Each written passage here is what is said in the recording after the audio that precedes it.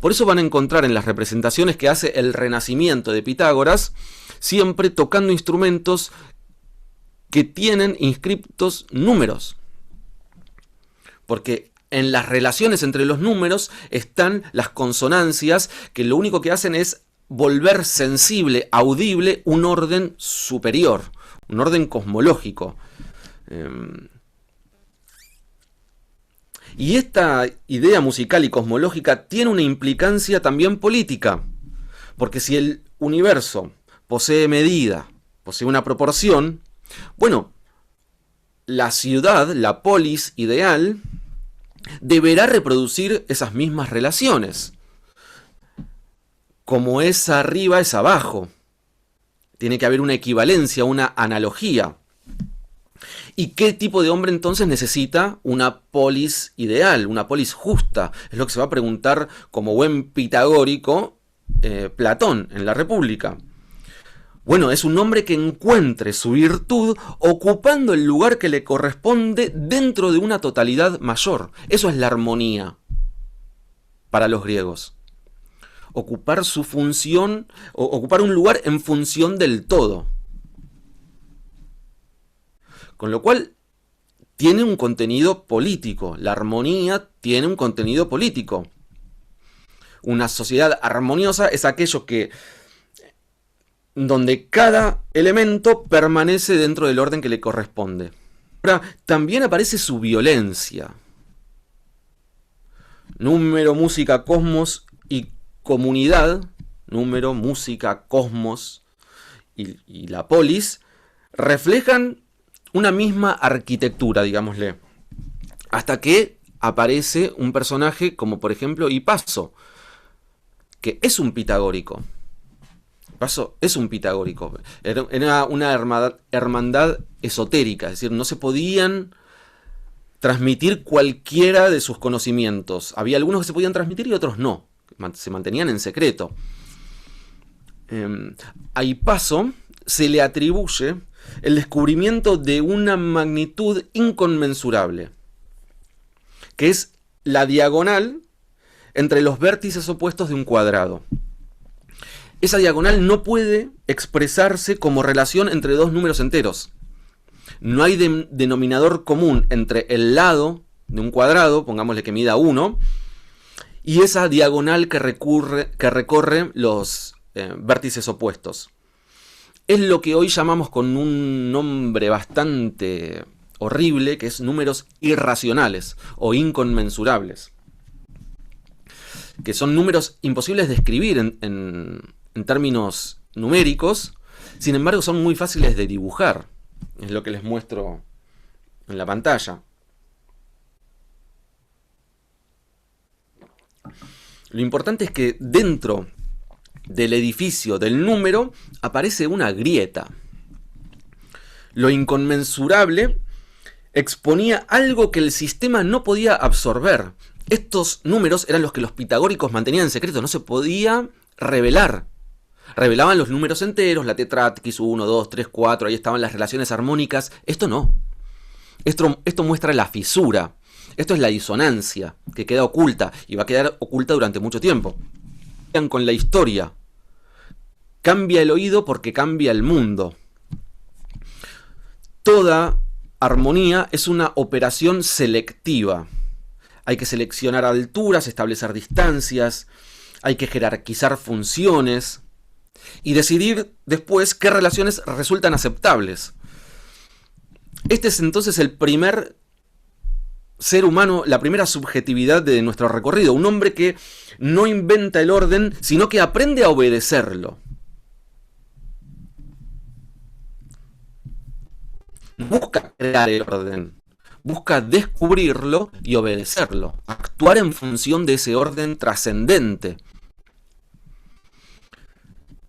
Y la virtud consiste en ocupar la proporción correcta dentro del todo, dentro de la totalidad. Y su peligro aparece con aquello que es incapaz de armonizar dentro de una totalidad mayor. Eso se vuelve amenaza y eso debe ser necesariamente eliminado. Bien. Seguimos. Vamos a pensar ahora qué pasa con el cristianismo, que es un hecho fundacional en la historia, fundamental, aparte aguas. Entonces hay que detenerse a pensar. Sobre todo porque está muy fuera del esquema intelectual pensar el cristianismo. Venimos de un siglo XX muy reacio a pensar en la idea de sacrificio.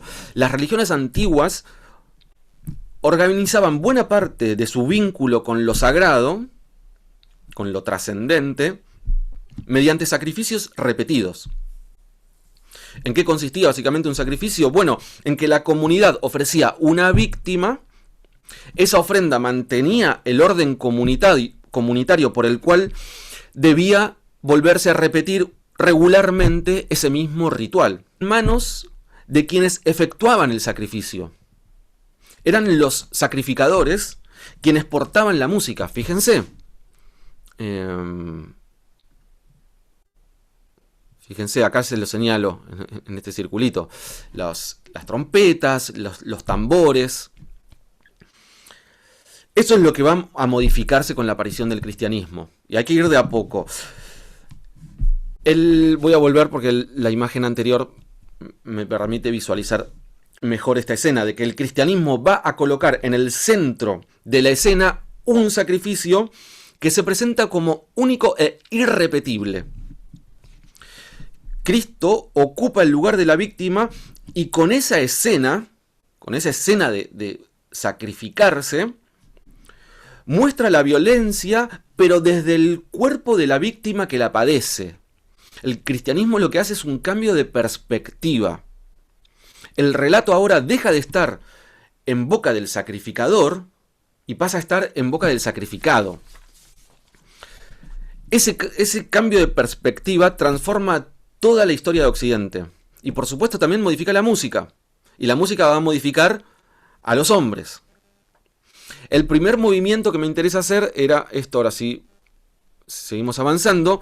La primera transformación es el retiro de los instrumentos. Una de las primeras cosas que hacen los primeros padres de la iglesia es mirar con sospecha el universo instrumental pagano. Los instrumentos pertenecían a estos rituales, al teatro, a la danza, al banquete, al culto de los dioses y sobre todo al rito sacrificial. Conservaban además una memoria material del sacrificio. ¿Por qué? Porque eran cuerpos, eran pieles tensadas, eran tripas convertidas en cuerdas, eran cuernos convertidos en instrumentos de viento. Había una memoria material del sacrificio. Instrumentos, el cristianismo más primitivo va a desplazar la centralidad hacia la voz. El único instrumento que sobrevive esa represión por contener una memoria del sacrificio ritual va a ser la voz. La comunidad cristiana se reúne alrededor de cuerpos vivos que hacen circular a través de la voz una palabra compartida. La palabra también va a ser muy importante, lo vamos a ver en el tercer punto. Primero, un segundo movimiento muy importante, es el que afecta a la cuestión de la temporalidad. La música del cristianismo va a modificar radicalmente la cuestión temporal. Está arraigado también en su creencia. La música del rito arcaico repite obstinadamente. Es una música extática. Se queda en el lugar repitiendo.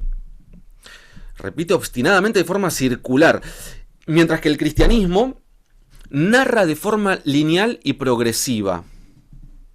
Entre la creación, que para los cristianos es una creación ex nihilo, es decir, de la nada. Dios crea de la nada, cosa que para los griegos era imposible, de la nada nada sale. Pero entre esa creación ex nihilo y el juicio final se extiende una historia orientada. Hay una creación, hay una caída, hay una redención, hay un juicio final. Es decir, es una historia teleológica. El tiempo adquiere dirección, se vuelve teleológico, significa con vistas a un fin. Telos significa fin. con la circularidad, perdón, mítica del eterno retorno. El ritual se tenía que repetir una y otra vez, siempre en el mismo momento y siempre igual, y eso garantizaba el orden comunitario. Fíjense, es esto, esta pintura, que van a encontrar varias de este tipo, muestra la linealidad del tiempo cristiano. Hay un inicio y hay un final, y hay un camino que uno tiene que seguir para ganarse ese final. Y en ese camino se va a tener que enfrentar con demonios que lo van a querer tirar para abajo, y va a tener la ayuda de algunos ángeles que lo van a ayudar a cumplir su objetivo. Frente a ese tiempo circular, mítico, pagano, aparece el tiempo lineal del cristianismo. Texto. De hecho, el ritmo va a aparecer mucho después. Un español, Franco de Colonia, en el siglo XII, va a ser el primero que escriba el tratado de música mensurada, es decir, de música medida, cómo medir el tiempo de la música.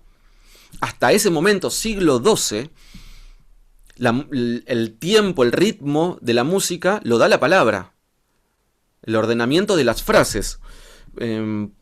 Vamos a escuchar un ejemplo, el himno a San Juan, que es muy famoso porque es el que le permitió a Guido d'Arezzo darle nombre a las notas. Ut, que era el antiguo do, después un monje italiano llamado Doni lo cambió por do porque, perdón, ut no se puede solfear porque termina en consonante.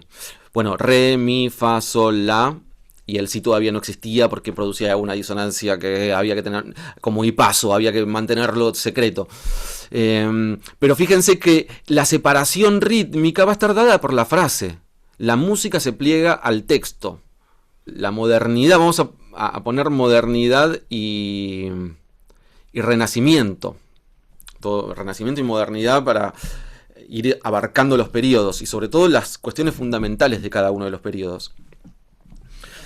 ¿Qué hace la modernidad? Bueno, introduce una transformación que implica que el orden deja de venir dado de antemano y comienza a ser producido.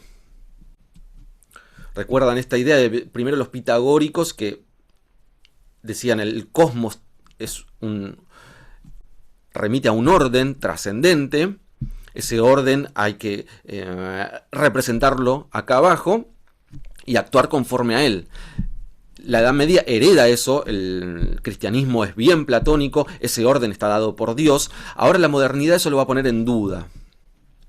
El fundamento último de este ordenamiento se desplaza desde la trascendencia hacia la voluntad humana. Por eso la imagen que pongo del hombre de Vitruvio, que hace Leonardo, como la centralidad del hombre, perdón. Ese desplazamiento atraviesa toda la cultura. Se ve muy claro en la pintura, con la aparición de la perspectiva. ¿Por qué? ¿La perspectiva de quién? La perspectiva del hombre. Es un nuevo punto de vista. El punto de vista ya no es teológico, no es el punto de vista de Dios, sino del sujeto que mira. Fíjense la diferencia. Fíjense una pintura medieval en donde la perspectiva ve todo. Ve todo al mismo tiempo. Ve los ángeles que están en el cielo, ve los hombres y ve el castillo. Todo en un mismo plano. En el tratado de pintura de Leonardo, lo primero que dice el punto 1 es lo primero que tiene que aprender un estudiante es la perspectiva. ¿Y perspectiva de quién? Del hombre. Es el hombre el centro a partir del cual la realidad se ve y se organiza.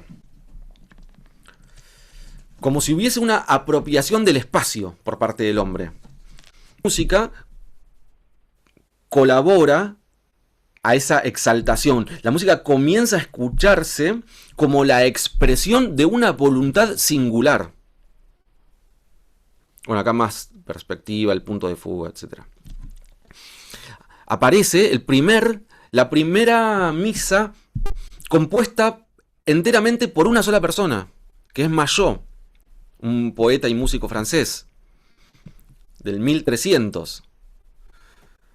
Mayot es el primero en firmar una misa, la misa de Notre Dame, completa. Hasta ese momento, ¿cómo era? Bueno, en la misa. Era una composición colectiva que venía heredada de los cantos que se transmitían en una memoria compartida, se cantaba entre todos, es decir, todos participaban del ritual, y no era de nadie, era expresión de un orden superior. Ahora no, ahora es expresión de una voluntad singular. Al mismo tiempo aparece el reverso de la figura del compositor, que es el oyente. Lo que les decía, que la música había sido hasta ese entonces una práctica compartida. En la liturgia la comunidad entera cantaba. No había una diferenciación entre compositor y oyente. Ahora el oyente se separa de la producción, del acontecimiento, y se coloca frente a una obra que además tiene que comprender. Tiene que hacer una exégesis de esa obra. Acá aparece una paradoja que es profundamente moderna. Cuanto menos garantizado está el orden, es decir, cuando el orden no viene dado, no hay una garantía final, más necesario resulta construirlo técnicamente. Por eso surgen tratados, reglas de composición, instituciones, conservatorios. De acá van a surgir las primeras reglas de... Ahora vuelvo sobre esto de por qué puse... acá aparece el Tratado de Armonía de Sarlino, después va a dar lugar al Tratado de Armonía de Rameau. Aparecen las reglas del contrapunto. Uno cuando empieza a estudiar contrapunto empieza con las reglas del contrapunto renacentista. Porque hay que delimitar el orden. Y el orden es creado. Hay que decir, ¿cómo? Se van a amparar en la naturaleza, es un orden natural, sí, está bien. Pero ya salió de la trascendencia, entró en la inmanencia. Les explico por qué puse esta... Me copé un poco con la pintura, pero ¿qué pasa? Fíjense la diferencia entre la representación de un animal en el bestiario medieval, que es un animal genérico, frente a la obra de un animal preciso. Este conejo es este conejo y ningún otro. Es una pintura de 1500. Aparece la singularidad. Con la música pasa lo mismo. Esta misa de Mayó es de Mayó. Es la voluntad singular. No es otra. La de litúrgica, que es una música ritual, se sabía de antemano qué significaba cada sonido. El ritual tiene el protocolo bien sabido. Ahora... el compositor, a partir de su voluntad singular, produce una obra autónoma que ya no ofrece esa seguridad. El oyente entonces tiene que aprender a interpretar, a reconocer formas, a seguir desarrollos, a construir un sentido por sí mismo. Esa transformación desemboca en una pregunta nueva, que es aquella que se pregunta por la verdad en la música. ¿Qué dice la música? ¿Qué tipo de ideas puede transmitir? Sobre todo una música que no tiene palabras. Porque con la palabra es más fácil. Hay un significado propio de la palabra. Pero ¿qué pasa con la música instrumental? Bueno, vamos avanzando en la historia. Y para responder esa pregunta vamos a pensar en dos filósofos muy importantes, que son Kant y Hofmann.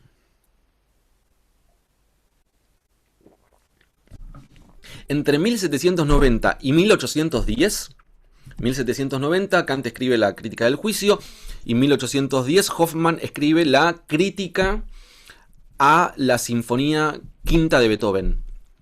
Fíjense cómo además que aparezcan críticos, que aparezcan periodistas, quiere decir que hay que interpretar una obra, la singularidad de una obra.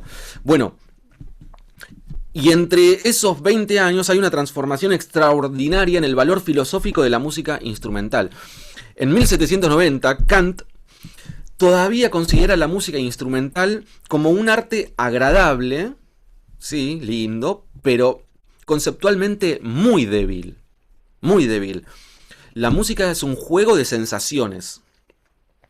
Su materia, va a decir, que es el sonido, desaparece en el instante que deja de sonar, se esfuma y deja poco fruto para la reflexión.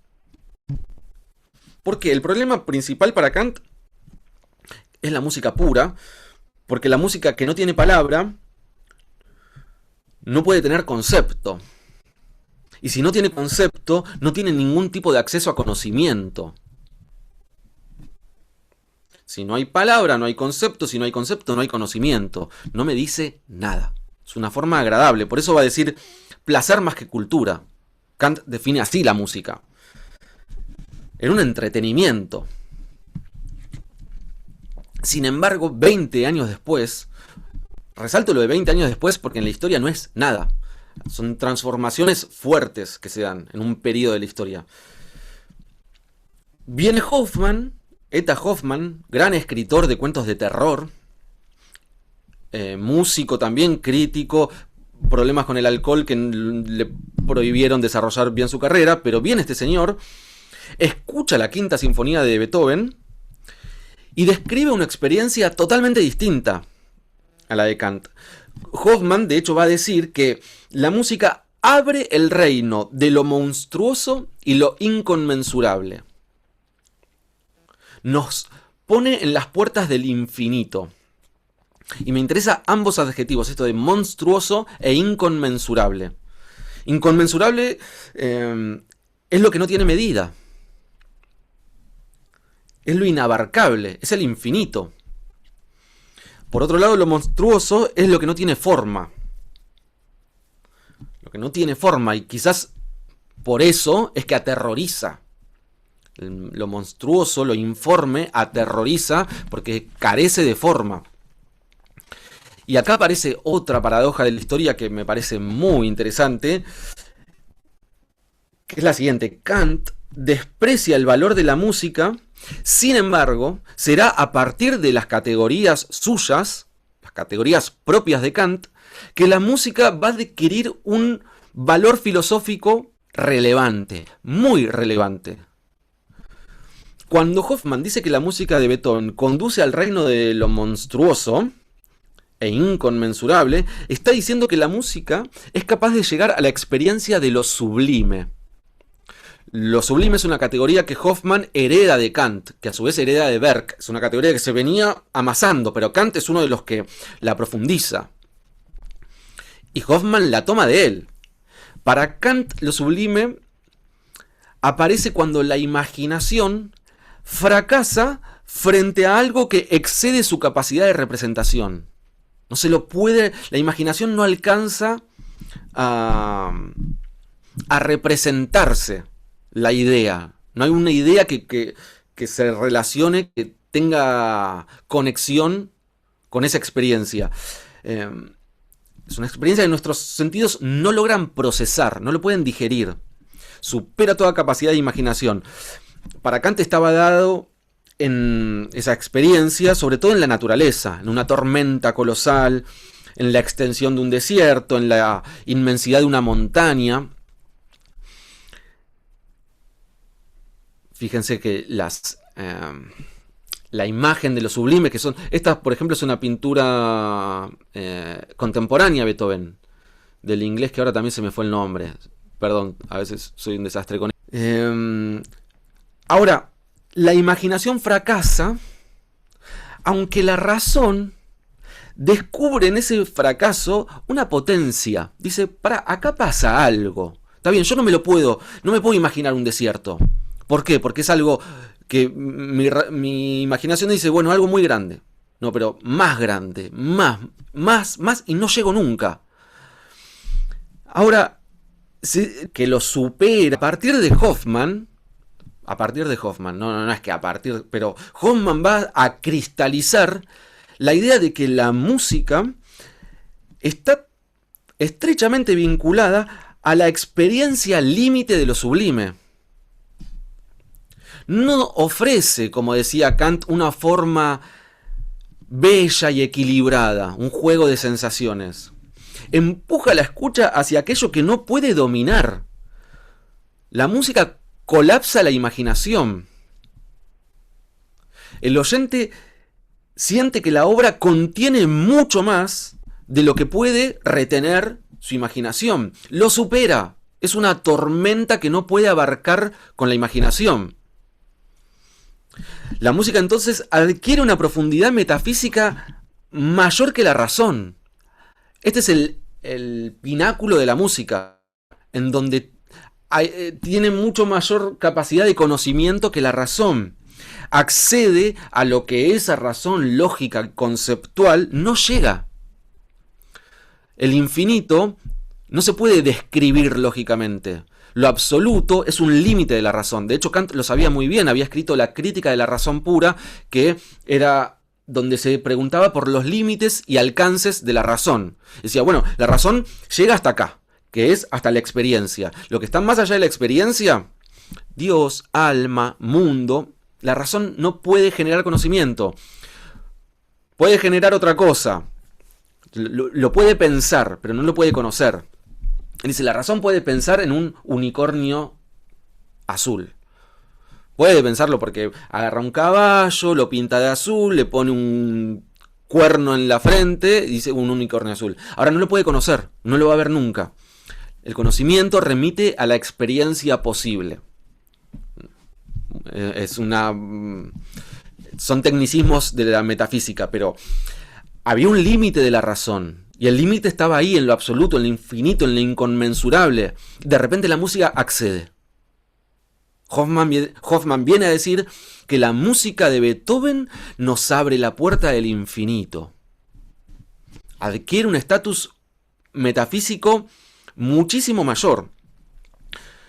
Con lo cual el siglo XIX, lo vamos a ver ahora con Schopenhauer, depositó en la música una promesa inmensa. Esperó que dijera que la religión, esperó que dijera aquello que la religión, que la filosofía y que el lenguaje conceptual ya no lograban decir. La convirtió en acceso a lo absoluto. La exigencia era desmesurada, al igual que lo fue su fracaso. Porque esto, voy a revisar el chat por la duda.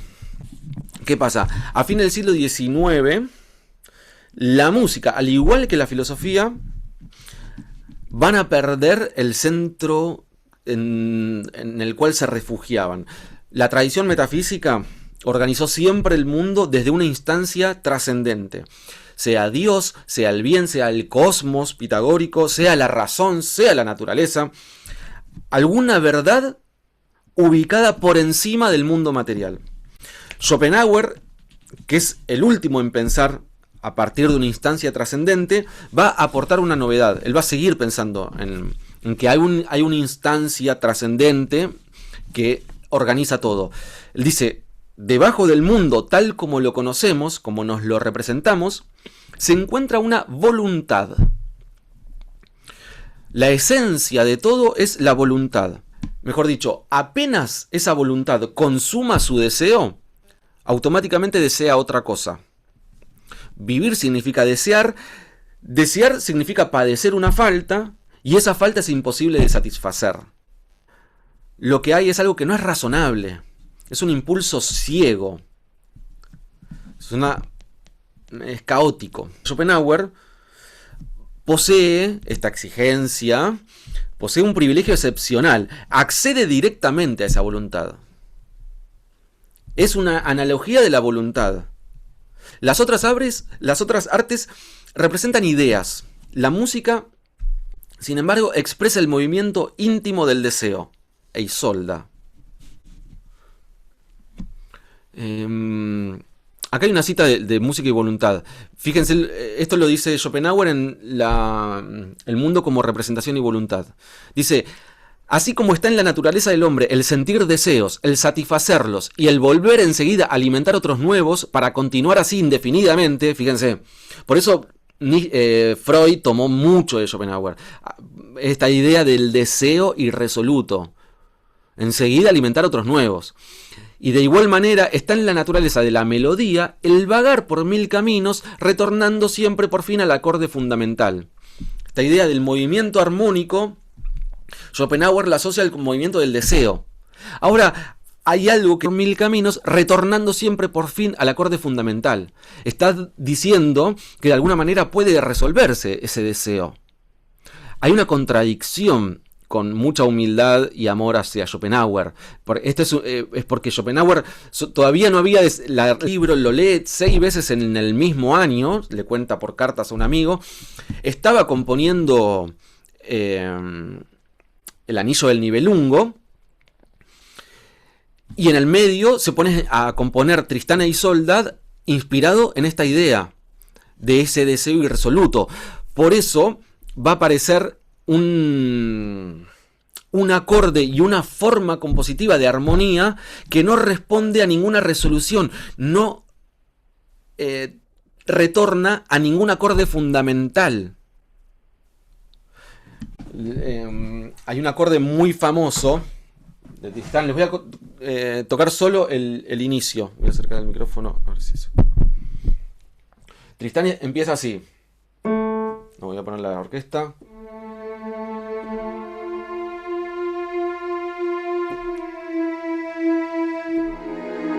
Eso es una tensión que necesita resolver, pero no resuelve. Hace silencio y empieza de nuevo.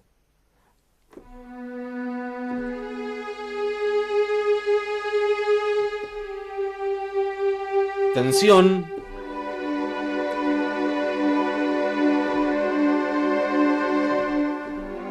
Tensión. Silencio. No resuelve. Y así durante toda la obra. Durante todo el preludio. Aparece una armonía errante. Acá aparece el famoso acorde Tristán. Es un acorde de disonancias que no resuelven. Que hay tratados de armonía analizándolo armónicamente. Sin embargo, para mí la piedra fundamental del análisis está acá. Esperen que voy a ver si... Ahora vamos a hablar sobre esto. Acá está Tristán. Este es el acorde. Fa, si, re sostenido, sol sostenido. Perdón, cualquier cosa toqué. La potencia de ese acorde no proviene de su disonancia aislada.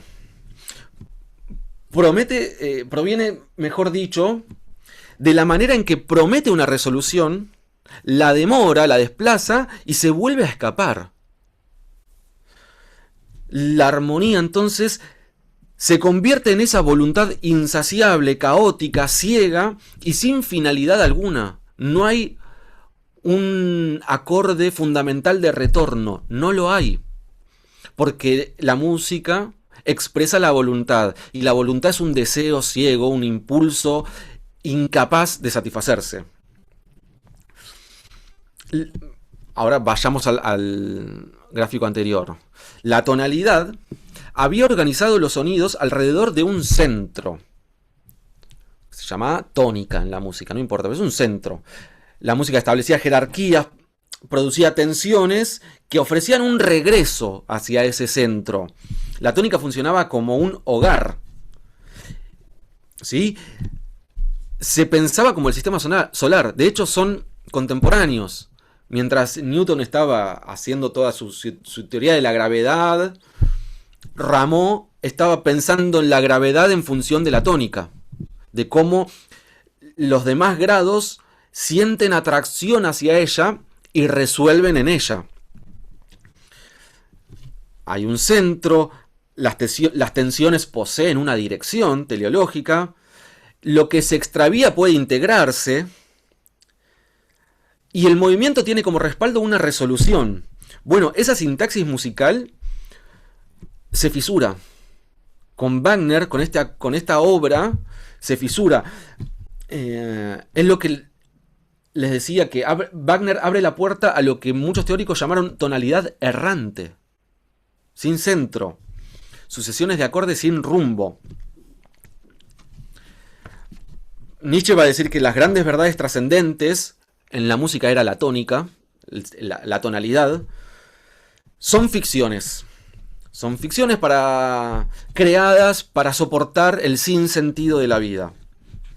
De hecho, su fórmula Dios ha muerto significa que el centro último perdió toda su fuerza organizadora. Es decir, los valores siguen circulando, pero su garantía última se retiró. Y Schoenberg es el primero que ve esto en su dimensión musical. Él va a ser el que, de alguna manera, postula la historicidad del sistema tonal, su cualidad de contingente, de ficticia. Por eso les traigo una cita del Tratado de Armonía de Schoenberg, que es de 1908 aproximadamente, y en el prólogo, en la introducción larga que hace explicando sus fundamentos filosóficos, dice algo muy preciso. No sostengo lo que al parecer han sostenido hasta ahora todos los teóricos que me han precedido. Es decir, está diciendo, bueno, venimos pensando así, que la tonalidad sea una ley eterna, una ley natural de la música. Está diciendo, no lo es.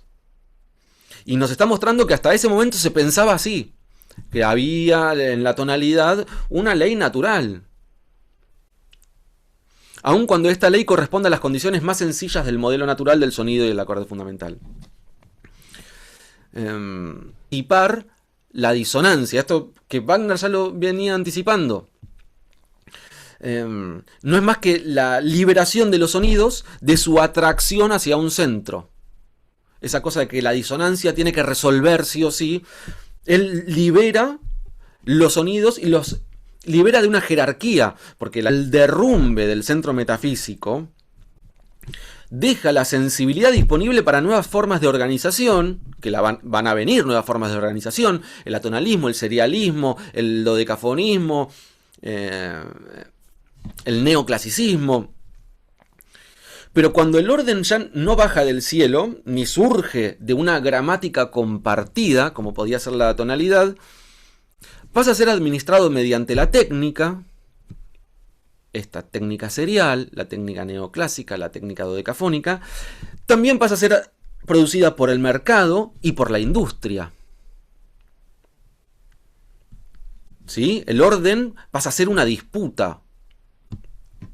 Eso nos lleva ya directamente al siglo XX. Bueno, esta es la emancipación de la disonancia.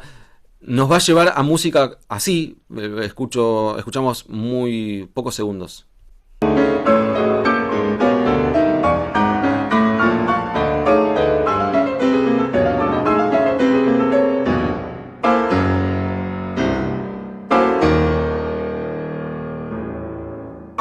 No hay un centro, no hay nada que necesite resolverse. La disonancia emancipada. Significa que las disonancias se han vuelto independientes y pueden usarse libremente, sin necesidad de preparación ni de resolución. Hasta ese momento que bueno, el orden ya no viene del cielo, ya no viene de una gramática compartida, pasa a ser administrado por la técnica, pasa a ser administrado por el mercado y por la industria. Entonces ya nos metemos en el siglo XX, que aparece algo ya en el siglo XIX, pero en el siglo XX se expande, que es la grabación.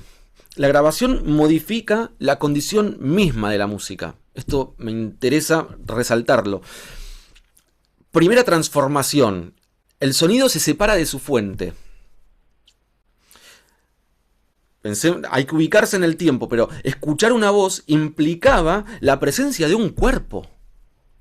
La grabación permite oír muertos, repetir una ejecución y transportar un acontecimiento fuera de su lugar. Acá está en la orquesta grabando en un cono gigante que imprime el sonido y otros que lo escuchan en otro lugar. Segunda transformación. La ejecución se vuelve repetible y va a... Esto es muy importante porque la repetición es algo... es una piedra fundamental para entender el siglo XX en su totalidad. Antes, cada acontecimiento musical cargaba con el riesgo de su desaparición. Se terminaba y listo. Ahora podemos volver exactamente al mismo instante.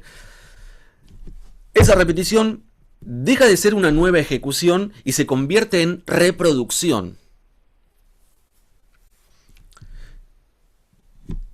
Tercera transformación. Venimos. La música sale de su fuente. Ya no necesita el cuerpo vivo para hacerse sonar. La segunda transformación se vuelve repetible. Aparece la reproducción de ese mismo instante. La tercera transformación es que la música pasa de ser un acontecimiento único a disponibilidad. La música pasa a estar disponible. Ya no tenemos que acudir a ella. La música viene hacia nosotros. Entra en la casa, entra en el auto, entra en el comercio, en el gimnasio, entra en la cama, entra en todos lados. Esta disponibilidad que pareciera una ampliación de la libertad, de que puedo escuchar música donde quiera, no es tan así. Ahora toda la historia de la música cabe en un dispositivo. Pero ¿qué pasa? La abundancia transforma también la calidad de la experiencia. Es un espejismo esa libertad. Cuando algo está siempre disponible, pierde parte de su capacidad de acontecimiento. Pierde estatus ontológico el acontecimiento, porque se puede repetir. Adorno, a ver si tengo la... No le puse Adorno.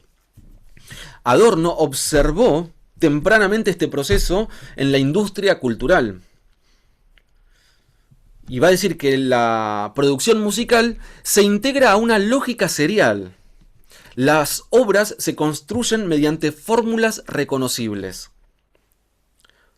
La diferencia queda solo en la superficie. Sobrevive una diferencia, pero superficial. Hay cambios de intérprete, se cambia el timbre de algún sonido, algún pequeño detalle, pero debajo persiste una estructura estandarizada. Ya Adorno va a llamar a esto pseudo-individualización. El producto ofrece la sensación de singularidad, se muestra como único e irrepetible, pero conserva intacta la fórmula. Eso hace que la escucha se vuelva regresiva, porque el oyente es un oyente totalmente distraído, solo reconoce señales, consume climas, hay una espera de gratificaciones ya previstas, con lo cual la música deja de exigir una transformación de la atención y pasa a confirmar hábitos ya adquiridos. El horizonte de transformación por parte de la música empieza a quedar obsoleto. Y esto es un problema que atraviesa géneros. Adorno se la agarró con el jazz. Sería muy ingenuo ya. Una sala de concierto también puede convertir a Beethoven en mercancía de prestigio. Una vanguardia puede convertirse en fórmula. Uno puede escuchar a Wagner o a Bach de fondo como ruido para esconderse del silencio. La pregunta crítica se dirige más a la forma de circulación y a la conducta de escucha que esa circulación produce. El algoritmo va a profundizar esa lógica industrial que ya se venía dando en el siglo XX.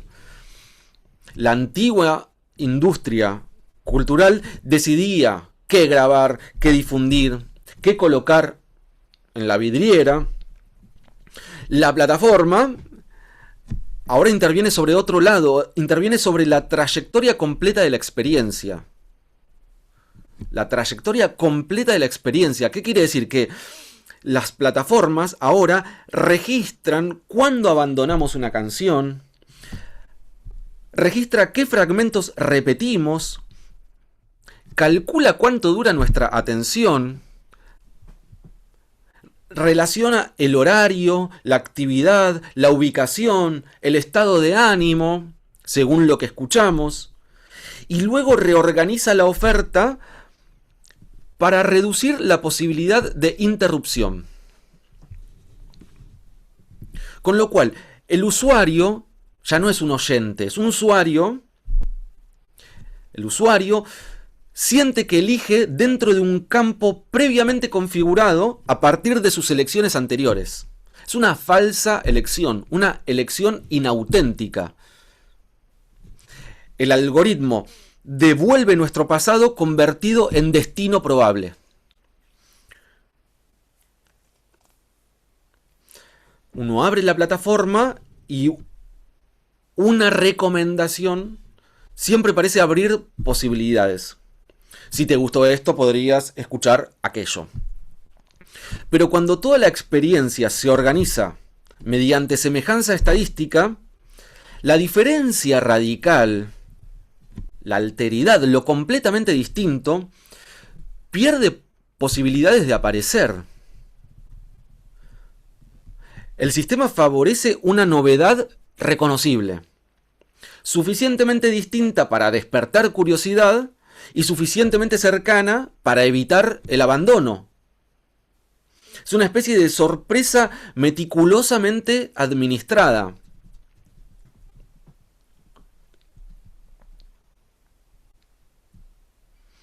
La plataforma también modifica el tiempo de la composición, porque va a estar atado a esto.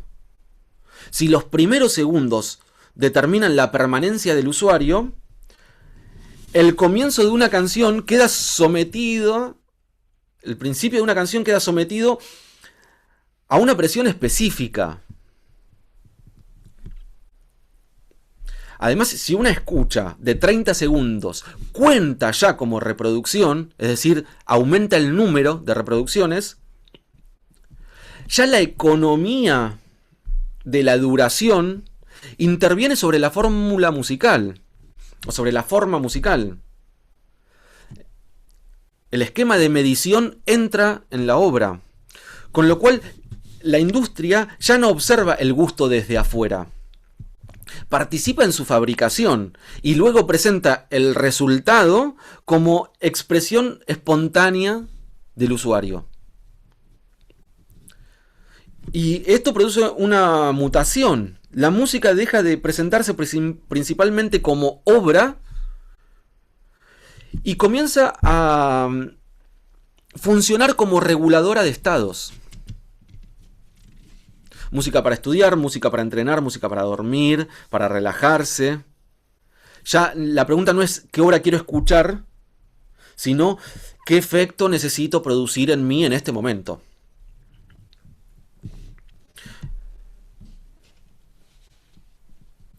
Con lo cual la plataforma lo que hace es ofrecer una banda sonora capaz de mantener el sujeto operativo, que no abandone. Cada estado recibe su lista de reproducción, se rellena todo silencio. De hecho, el silencio se vuelve sospechoso porque interrumpe la productividad y deja aparecer aquello que el flujo mantenía a distancia. En silencio puede surgir el aburrimiento, la angustia, puede surgir una pregunta. El sonido continuo funciona como una manipulación afectiva de esa intemperie. Y acá la pregunta de Orfeo cambia de sentido. ¿Recuerdan Orfeo que contrapone su canto al de las sirenas? Bueno, nosotros encendemos una lista y ponemos play para combatir cualquier irrupción que amenace el equilibrio cotidiano. Usamos sonido contra el mundo y muchas veces sonido contra nuestro propio silencio. Cuando todo sigue sonando, la experiencia nunca cae. Por eso el sujeto se adapta, se recalibra y continúa. Pierde la interrupción desde la cual podría eventualmente transformarse. Quizás la función más radical de una música hoy consista en interrumpir la música. Eco era una ninfa muy locuaz, charlatana. Hablaba todo el tiempo, vivía en el bosque y hablaba. Le dijo algo indebido a Zeus y Hera la castigó. La castigó quitándole la capacidad de iniciar el habla. Con lo cual, desde entonces, solo pudo repetir las últimas palabras pronunciadas por otro. Es decir, el castigo de Eco no consistió en el silencio, sino en la desposesión de la voz. Eco seguía hablando, pero el origen de sus palabras estaba en otra parte. Me interesa este mito porque creo que nuestra época es una especie de perfeccionamiento técnico de este castigo. Podemos escuchar música durante todo el día. Podemos construir listas que parecen íntimas, personales, perfectamente ajustados a nuestro estado. Sin embargo, buena parte de esa intimidad fue calculada desde afuera. La plataforma aprende nuestro gusto y luego nos lo devuelve. Nos